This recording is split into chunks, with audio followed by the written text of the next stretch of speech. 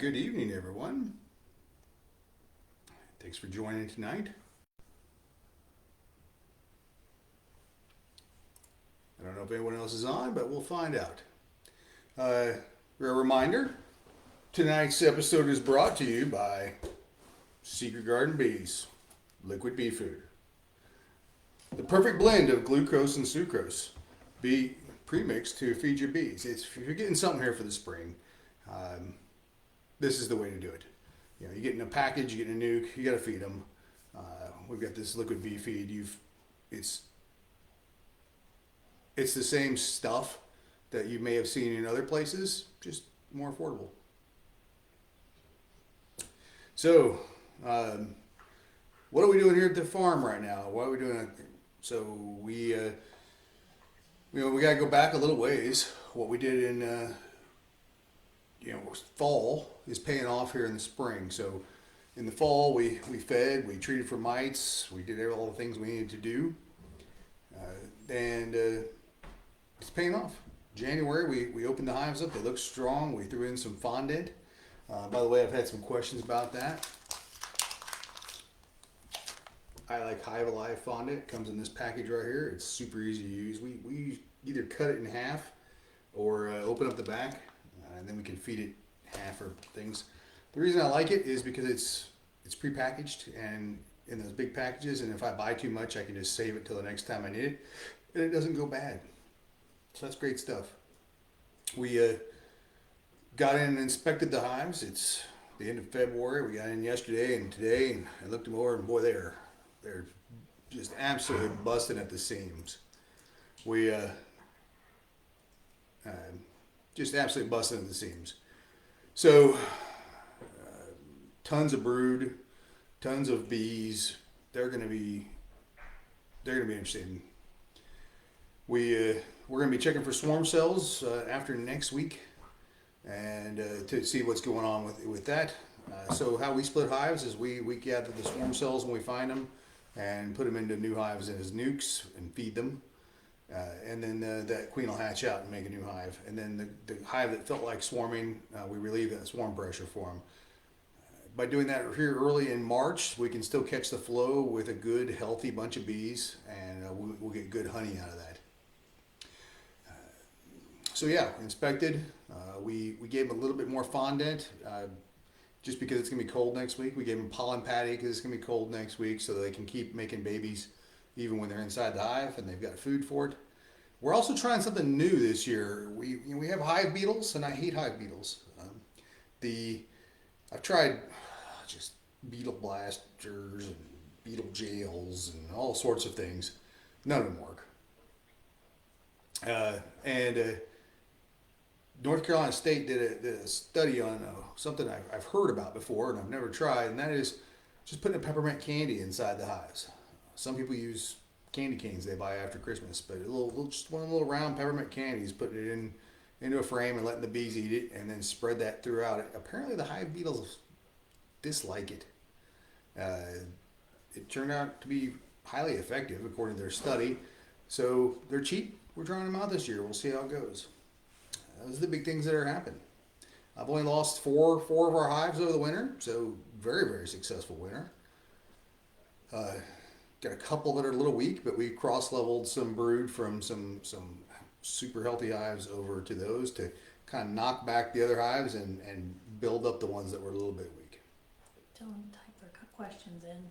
Now, reminder, if you have questions, just type them in over in the comments section, and I'll answer them as we go. Yeah, so that's the big stuff that's going on right now. We're just getting ready for spring. Christy's getting ready to get locked inside her jelly kitchen and make us a good supply of jelly for this year, because we've sold out over the winter. We still got a little bit left.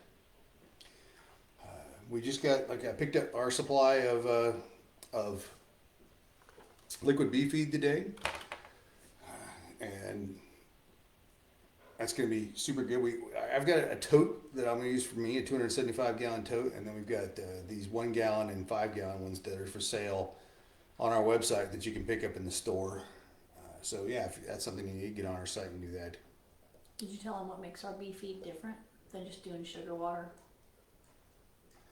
Yes, I did. Okay, I missed it. Just want to make sure. Yes, I did tell them that. Thank you, disembodied voice from the curtain. Uh, yeah, it's a mix of glucose and sucrose, and because it's mixed in a factory, it doesn't ferment either, which I think is nice because nothing's worse than feeding your bees and coming back a week later and the sugar water started to ferment. It's a waste. Uh, all right, so we got a couple questions here. What did I learn over the winter, and what will you do differently next winter? And any insights on the hive losses? Oh, we get all sorts of questions. And what extended release OA am I going to try? Uh, you know, what we did this winter and last winter, for that matter, it was based on the ridiculous errors I made in the winter of 2022. You guys will remember it got pretty cold over December of 2022. And going into that winter, I decided what I was going to do was be really cool, and I was going to have single deeps, and I was going to feed them, you know, how much I thought was right, and I screwed that up. You know, and the guy that helps me out a lot, I told him what I did, and he says, "Dude, you should just do double deeps. Just do it." So, what I learned, I lost like half my hives that winter. It was terrible. So what I learned is I do double deeps now in all of my production hives that go in the winter, and I just feed them and feed them and feed them in the fall. After we harvest the last harvest, we just feed them, and they're stronger going in the winter. They got food to get through it. And then in January, when you get that one warm day, we go out and we kind of tip them a little bit and feel them. And we'll open them up real quick just to see what's going on. And I try and throw fondant in there so they have a little extra food. It's cheap, so it's good insurance. And that has worked well. Worked great last year, worked extremely well this year. We're going to have some just super strong hives. So that was really good. What extended release oxalic acid am I going to try? So I sent my apprentice to pesticide applicator school so he could get his license. So they licensed this new extended release oxalic acid that's FDA approved now, and you can actually have it with the honey supers on, but I'm not going to. I'm going to try that out this year, but you have to have a pesticide applicator license to buy it, which is a pain. You got to go to the class, you got to get a license, but I sent my apprentice, so it works out good. And then I've got some leftover homemade ones that we'll finish up using this year as well. Of course, we did vaporization in there as well during the winter. By the way, if you get a package of bees from somewhere, or you catch a swarm, that is a great time to do vaporized oxalic acid because there's no brood. They're just getting started, and you know, once they've got brood, the oxalic acid won't penetrate the brood chamber. So yeah, you get a swarm, you get a package, hit them with some oxalic acid after they're installed in the new thing, and that'll clean them up from mites and get started well. I got a question from the start of the business to the current. Has the loss of the beehives over winter? Yes, it decreased. Yes, thank God. You know, I lost, like I said, half my first in 2022. It was terrible. This year, four out of 60. That's a heck of a rate. We're really excited about that, and they're all, I mean, jam packed. This is probably the healthiest they've ever come out of winter, which is surprising with the cold we had. Question: what do I do to prepare for swarms? So we put up our swarm traps this week. We make swarm traps. We put them up. If you don't know what a swarm trap is, you can Google it. It's basically a furnished apartment that you hang up somewhere, and when the queen feels like swarming, she sends out the worker bees to find a new home. You've got these things hanging up with some smell good stuff in them, a few frames of honeycomb in there. Worker bees come back, say, "Hey man, we found this great furnished apartment. It's in a good neighborhood. This is where we need to move."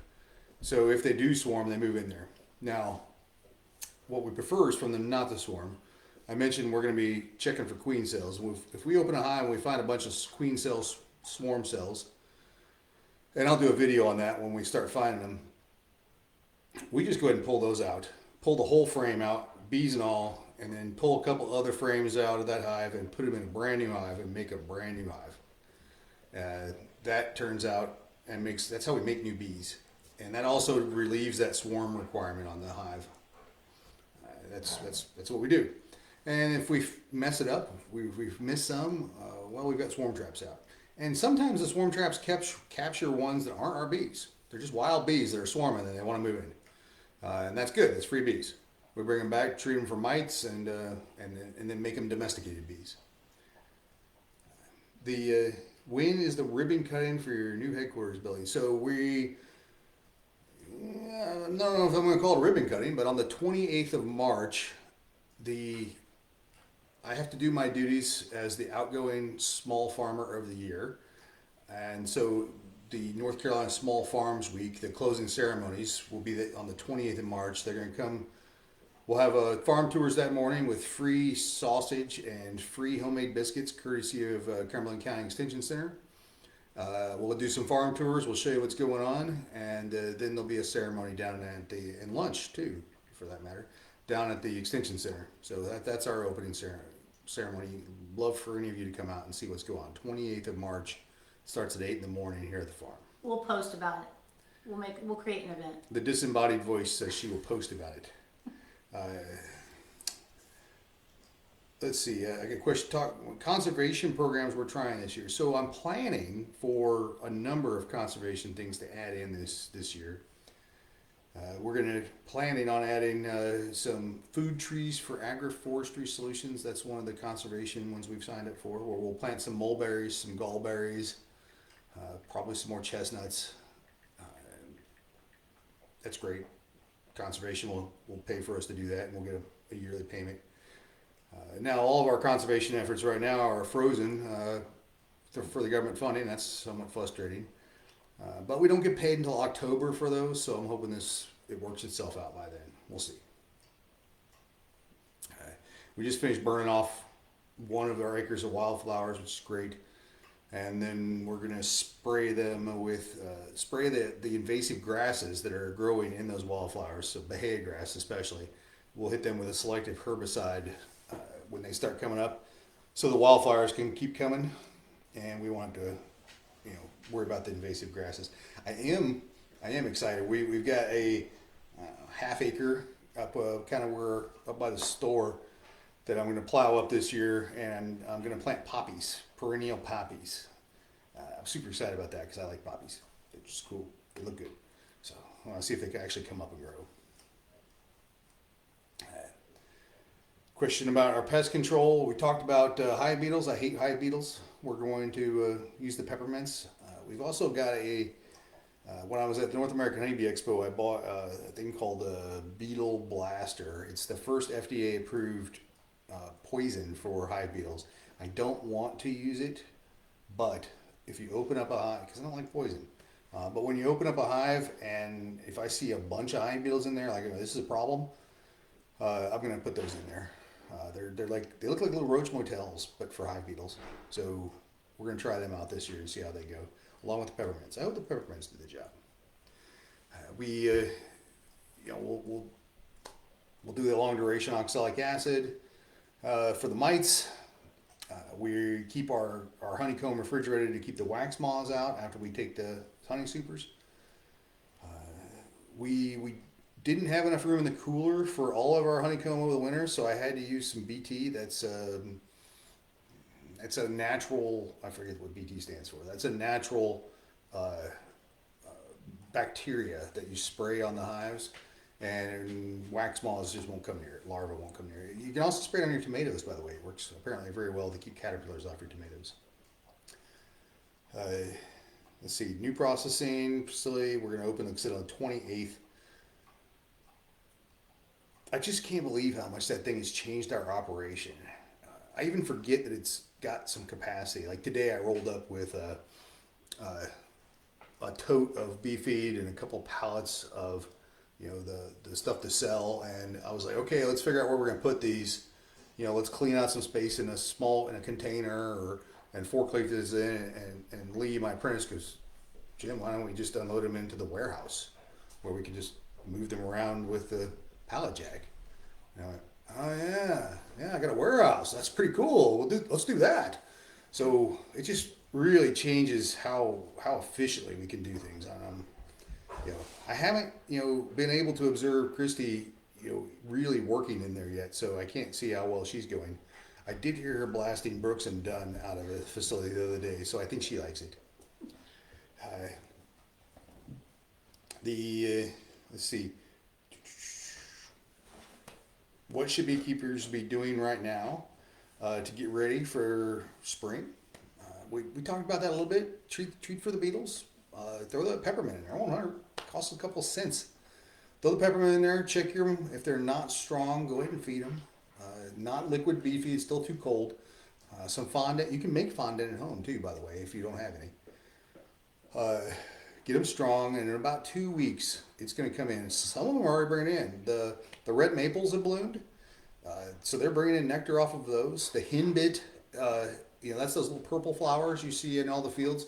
They're bringing that in. That's a bright red pollen on your bees. So, but you do need to get in there and check them and see where they're at and what their feed level is, because you want strong, fat bees coming into the flow to make the most honey. Let's see what else we got here. Some folks have asked about the big. Oh wait, what was the wax moth treatment I just mentioned? BT. That's just Google it. I'll Google it. Oh, Christy says she's going to Google it. It's a basilicus something. She'll Google it. No, she'll tell me what it is. You mix it up, you spray it on the honeycomb and your tomatoes and other things. It's all natural bacteria that prevents larvae from growing. I don't like it that much on my honeycomb because you have to air them out for about a week before you put them onto the hives. And I don't like putting anything on the honeycomb. No, there it is. Bacillus thuringius, naturally occurring bacterium used as a biological insecticide. That's what it is. It's just BT. You can get it on Amazon. Yeah, that's where I bought it. It was Amazon. Of course, you can't. You can only use it on when you're storing things. Otherwise, you just gotta have strong hives and a deep freezer. You find a dead hive, you throw it in the deep freezer. I've got a dedicated deep freezer because Christy doesn't like me throwing dead hives in our meat freezer. No, I don't. So we have a dedicated deep freezer that we bought off Facebook, and we just throw the dead hives in there when we get them, and it freezes everything, kills everything, and then we reuse everything that's in there. And the bees clean it up very nicely. So going in spring, check your hives, make sure they're strong, feed them. I recommend feed them. And then, if you want your bees to produce a lot of honey, if you want them to be fat, which is what you want them strong, and you want the queen laying, and you want mature bees when the honey flow starts. And it's usually mid-April around here. You feed your bees again. So second week of March, we'll feed. We'll give them just a ton of 1-to-1 syrup again. We'll take our Secret Garden Bees bee mix, which is a 2-to-1, and we'll cut it with 30% water to make it 1-to-1, and we'll feed all the hives. And it's just going to overwhelm them with nectar, and that's what you want to do. Because then the queen will lay. There'll be big, fat, happy bees that'll come out, and then you'll have a ton of worker bees when it's time for the nectar to start coming in. The other thing that does for you, if you have a ton of worker bees and you're feeding them, is you can put a honey super on there. Well, if say you get a package, even best. Say you get a package of bees. You're a new beekeeper. You get a package of bees. Just feed them that 1-to-1 syrup. Just tons of it when you get them, because those bees will then make all the honeycomb that you need to fill out that hive. And if you've got a mature hive that you're going to get honey off of this year, if you're feeding them, you'll have big, strong bees, and you can put a honey super on that doesn't have drawn honeycomb on it. They'll draw that thing right out if they've got the food for it. And then they'll begin packing in nectar when the honey flow starts to come in. That's just how we make that. By the way, after we harvest the honey, a lot of times right after we harvest, we take their honey, we'll put an empty honey super on with no drawn comb and feed them. And the bees, there's a bunch of worker bees that are suddenly unemployed, and they'll just build up more honeycomb for us. That's how we make more every year for our honey supers.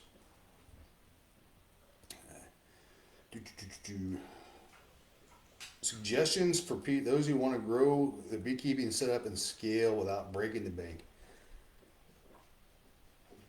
That's a tough one. Bees are addictive. Sell your honey. You gotta have a market. If you can't sell it, you can't grow. And just capture swarms, split. But farming is just like every other small business. You always need more stuff, and stuff costs money, so it's hard.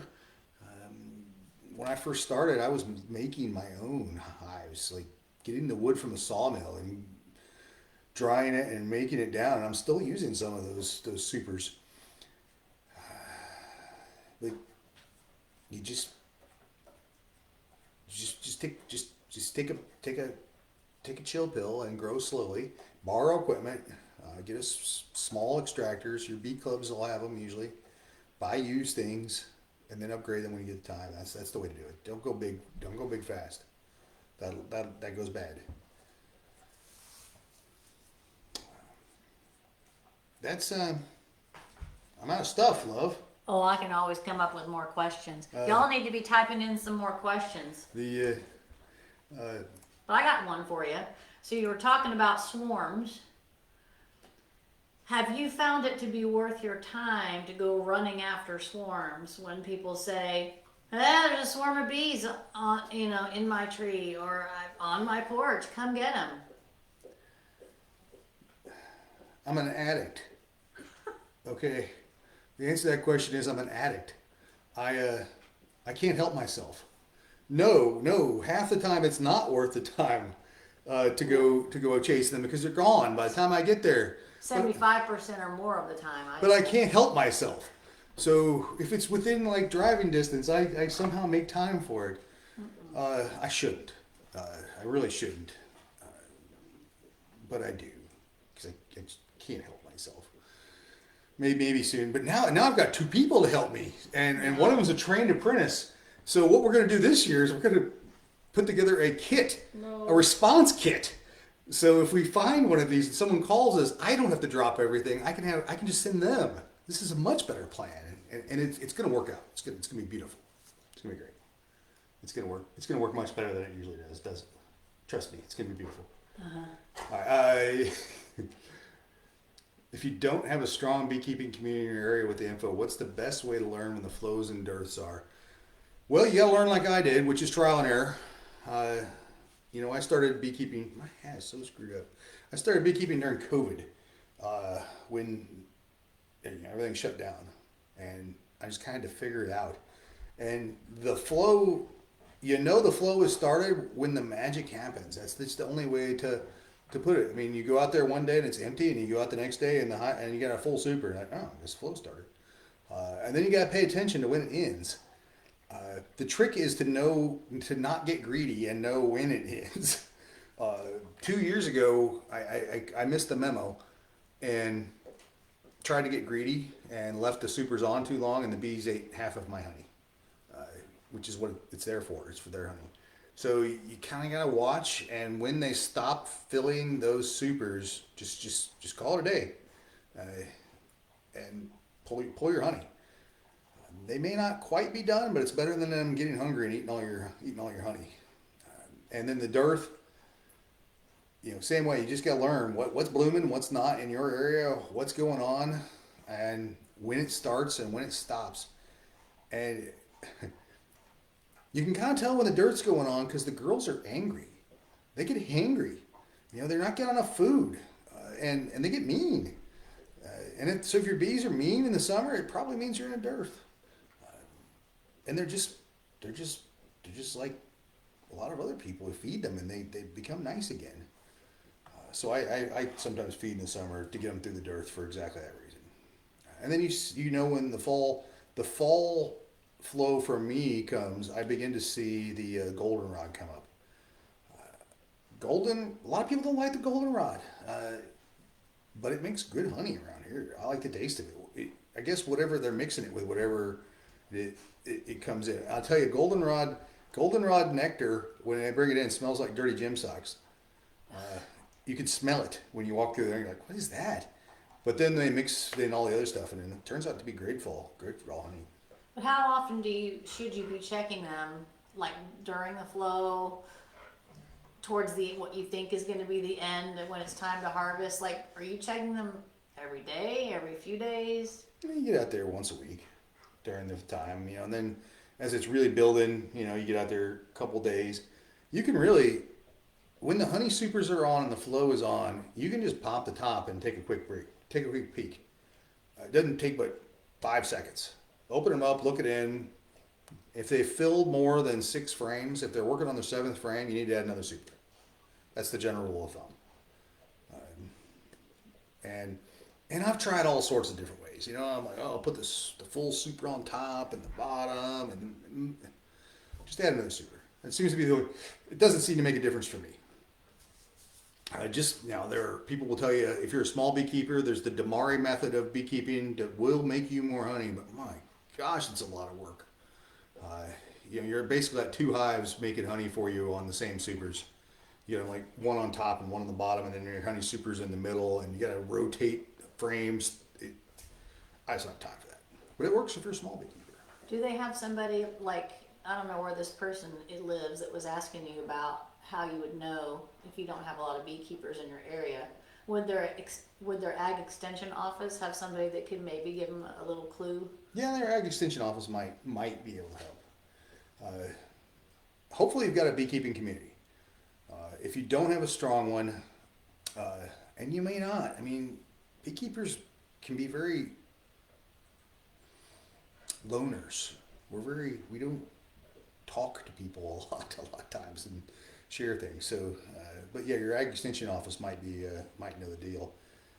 But sometimes you just gotta go with it. And the good news is, if you're a new beekeeper in year one, you're not trying to make a lot of honey anyway. You're gonna kind of figure it out. It'll become obvious, especially. And in year two, you'll get it figured out for your area. And then you'll experiment with different locations. I'm putting some hives a little further south in the county this year, and the flow will come sooner there. It's just kind of how it is around here than where we're at. 30 miles makes a huge difference in Cumberland County, North Carolina. How often do I do inspections during a flow? Like I said, I'm not going to I'm not going to get in the brood box during the flow. I'm just going to let them do their thing. We're just popping honey supers on and working them. And like I said, all I do is pop the top, take a quick look in, 10 seconds, so you can see where you're at.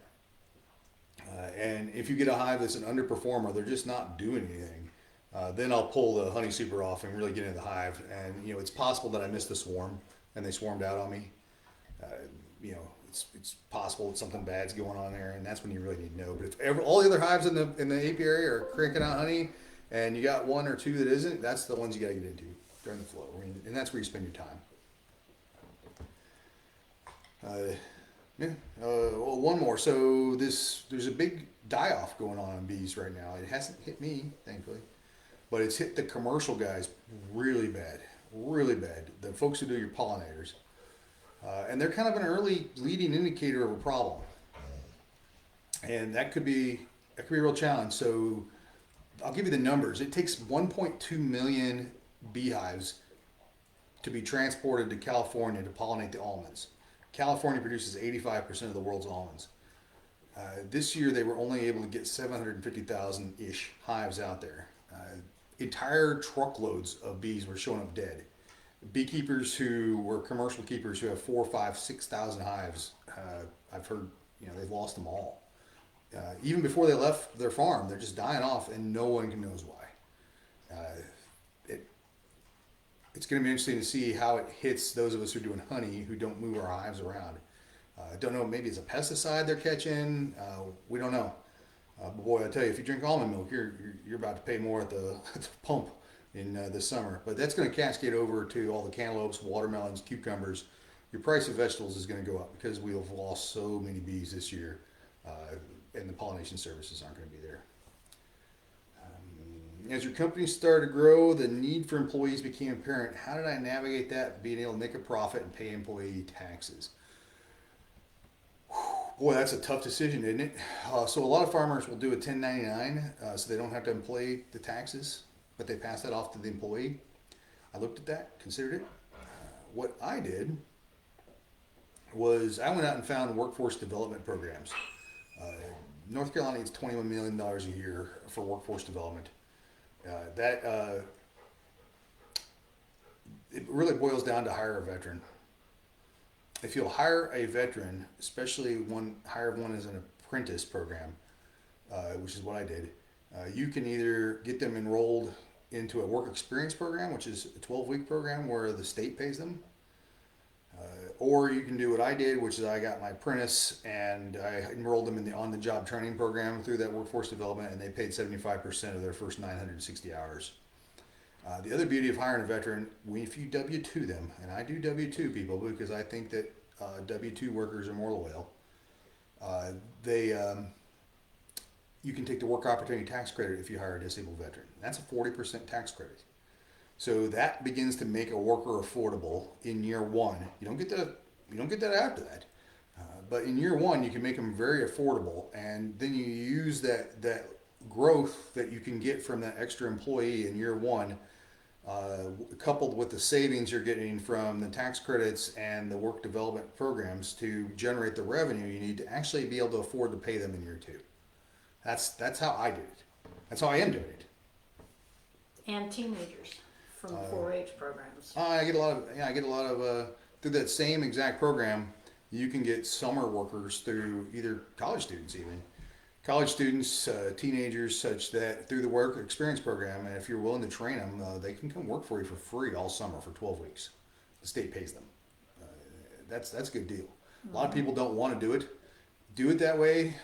By the way, the state picks up their workers' comp too, which is also important. A lot of people don't want to do that because they're like, well, they don't do much, they don't work hard. Okay, well, number one, they're our future, so we should invest in them. Number two, what's the worst that can happen? They don't work well. Well, you didn't pay them. You're not paying them. You got something out of it. But what I like to think is I'm going to get a good person who wants to come work, who wants to get better, and I'm going to train them, and they're going to become better. And by the way, they're going to be a better citizen that way. And maybe I'll hire them for this next summer. So that's how we do it. And our teenagers did it all. They did the beekeeping. They slaughtered ducks. I mean. Oh yeah. Ours signed up for some basic stuff, but they were slaughtering ducks and processing them and doing bees. And I remember it was a great experience. I remember at the end of the summer, the two girls I had were sitting out eating their lunch, eating a sandwich, and they were like 10,000 bees flying around because we just worked the hives, and they were sitting there eating their lunch and eating a sandwich. Like a bee would land on their sandwich, they'd blow them off and then keep working. And I was like, do you understand? Look around. You're like sitting in a swarm of bees here eating your lunch, blowing them off when they land on your sandwich. You know how cool that is? And they started with not being able to identify which tire on a truck needed air. And I said, why don't we start them with the one that's flat? That was the starting point, and they came all the way in 12 weeks. And so you can do a lot with those workforce development programs. And it helps you make a profit in year one with those. And train people too. Yeah. All right. Well, we had this for 30 minutes. I've been 33. Any more questions? Last chance. Last So call for alcohol. I'll give one more piece for questions. Happy to answer anything you guys got. And if not, we can we'll wait till the next one. Oh, wait, one more. Will I take a look at this. Will I take a teenager that's ready to volunteer to work before summer? Yes. Well, Jeremy, you well know that I will always take people who have a strong back to come out and work. So, and by the way, Jeremy, I didn't tell you this, but with the new facility, we get to harvest during the day. This is going to be great. We get to process honey when the sun is up. So we can sleep at night, and I'm excited about that. But yeah, happy to do that. And Jeremy, shoot me a note. The workforce development piece. By the way, if you want to get a teenager signed up for this, and they're in Cumberland County, the Cumberland County Schools has a agricultural liaison that helps fit people into internships. Sarah's her name, but you just Google it. And she can work with the NC Works folks. The second thing you can do is go down and to the NC Works, which is right on McPherson Church Road, and sign up or try and get your teenager signed up. Now, there's some restrictions on who can sign up to qualify for this. So it can be a little challenging. There's some income requirements and other things. But if they tell you don't qualify, here's the magic words. I'm going to tell you the magic words right now. Could you rerun the qualification based on ARPA funding, the American Rescue Plan Act funding? That's a bunch of money that's sitting in a pot out there, and I'll be honest, they don't want to use it because they don't get as much credit for using that money as they do using the other monies. They're looking for low income people to sign up, but the ARPA funds will get you a teenager as well. So, yeah. Let's see. And how feasible do you think commercial beekeeping is in northern tier states like Montana with longer winters but longer days? I will tell you it's very feasible. South Dakota is the #1 honey producing state in the union, if that tells you anything. So, and I think it gets pretty darn cold in South Dakota. The challenge up there is where do you do with your bees in the winter to keep them warm? A lot of folks in South Dakota send them to Texas during the winter, or there's an entire business built around like basically building chicken houses that are warm, and you put your bees in there in the winter to keep them warm. But those northern states produce a ton of honey, ton. It can be very good. And by the way, those northwestern states, the cold weather states, they also do a lot of the pollination models. A lot of the bees come out of up there and go out because of the longer days and the mild summers. Mildish. Yep. So, and you know what? I'll tell you what. On the next one I do, I'll make sure I have more on the teenager piece with some names, better names, and locations and points of contact. But it's a good deal. I also did. By the way, if you've got a teenager that's going to college in their first generation, ask about the Upward Bound program. My 2 teenagers last year that came in, that's what they were in. That was amazing. They like flew them to college visits for free. It was crazy. Where was this thing? Where was this? They never told me about this.